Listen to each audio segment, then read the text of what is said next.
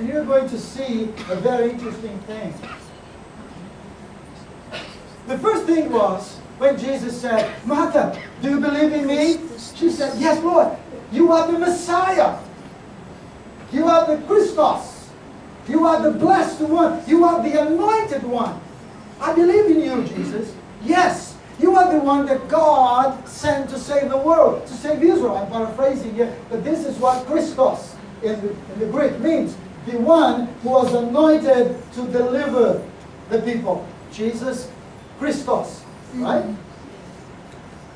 Or Jesus Christ. But come with me. The next verse, she went and in verse 28, she went and talked to her sister, right? After she had said this, talked to Jesus, she went back and called her sister Mary aside, and she said, the teacher's here, she said, and he's asking for you. Very interesting. Because when she went to talk to her sister, she did not say, come on, Christos is here. No. That shows something very disturbing. She was not showing whom she should believe. Because now she said, the Daskalos is here. Which means the teacher, the expert on religion, the master of theological issues are here. I'm just wondering why she did not say, my sister, our beloved Christos, or I should say Christos, Christ is here. The one who is sent by God is here.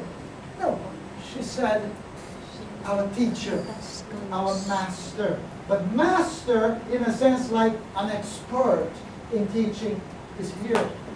Well, friends, for me, it shows that Mary and Martha was actually living a contradicting faith. A faith in Jesus, yes, but when reality of life came to place, they were not very sure in whom they should believe. Is Christos really the Christ we need? Or should we believe in the Pastoros, in the teacher, in his good teachings? How would you respond to that? Because that's why Jesus did not go when he was supposed to go. Because he wanted to give people a teaching about God's kingdom. He was not just a teacher. He was not just a master who had authority. No, he was the Christos. And he wanted to show that to everyone around, especially his disciples. Are you still with me? Say yes. Yes. Now comes, Jesus is never late. And this, we're getting close to end. And verse 34 says this. Jesus looked at them and said, where have you laid him? He asked. Friends, this question changes everything.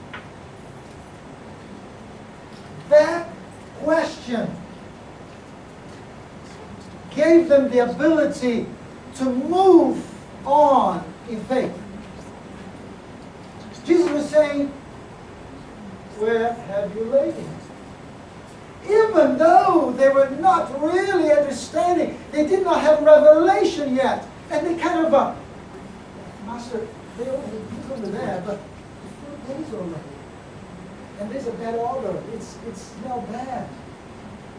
You see the point? They were still on their own logic. They were not in kingdom's logic. They're all thinking about, Jesus, you're late. There's no time. What we have done, you have done, but now that's it. Jesus was leaving kingdom's priority at that point. And the Lord said, come and see, Lord. He said, come and see, Lord. They eventually recognized that they needed to surrender to the Lord's opinion, a suggestion. Friends, in our lives, when we ask something to God, when we ask something that God's intervention is necessary, there will be a time when God comes to solve that for you. He's going to ask you, where have you laid the situation? Where have you laid him? Where is the problem? Because God is only going to come when you have surrendered. Amen. There is no more options. There is no more ways. Where have you laid him? Lord, come and see. What they meant was, Lord, come. You need to see. There's nothing else you can do. Actually, they said there's nothing else you could do either. Because they were trying to educate Jesus about, you already, that situation was nobody. And then you know what happened? Jesus came and said, oh, hallelujah. He said, open the tomb. Open the tomb. Sometimes we are very lazy. We want Jesus to do everything for us, even to open the tomb. Jesus, can you help me, my family, to be Christian, Lord? My cousin, my uncle, for those ladies doing like this. Lord, break in their hearts and be a blessing. And Jesus said, come on, open the tomb. You need to go and tell the gospel. But you feel like this is the work of the Holy Spirit, not mine. Jesus, do something. Jesus, bless my neighbors. We're not willing to go and build the bridge of trust and friendship. You want to preach to your boss, hopefully just for the gospel, because sometimes we hope they can bear us so they can be good to us. But we're not willing to breathe, to build that bridge between you and your boss. You see, that's when Jesus said, open the tomb. Jesus was there, Lazarus was inside, open the tomb. And so they opened. You see, obedience comes into place. Mm-hmm. So you need to understand this. First of all, you needed to have surrendered. When there is no way out, that's when Jesus shows up. Amen. That's when Jesus shows up. Yes. Because then you realize it is Jesus. Mm-hmm. And that's why, my friend, Jesus is never late, because he comes at the right point. When I'm still willing to negotiate, when I'm still willing to make things work, Jesus is still waiting. Still waiting. But the moment I know, God, this is you, I'm out of here. I have no more resources on my own. Please, Jesus, come. Then he shows up. And he, guess what? He's never Late.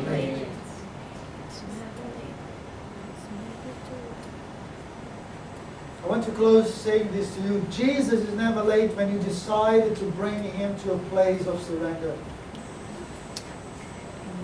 You need to bury that. You need to say, Jesus, I've done everything I could. It's up to you now.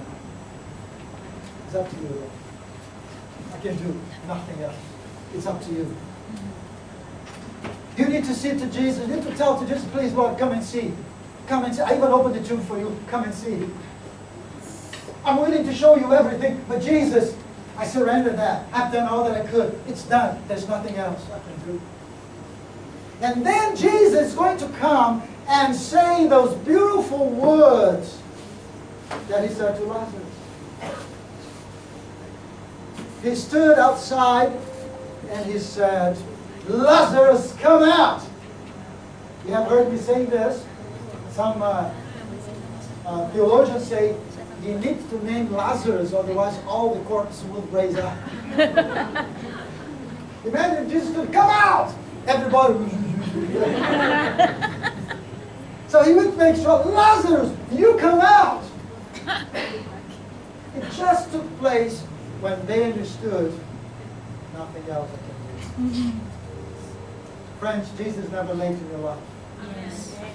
But it's going to happen when you come to Him and say, please, Jesus, do it.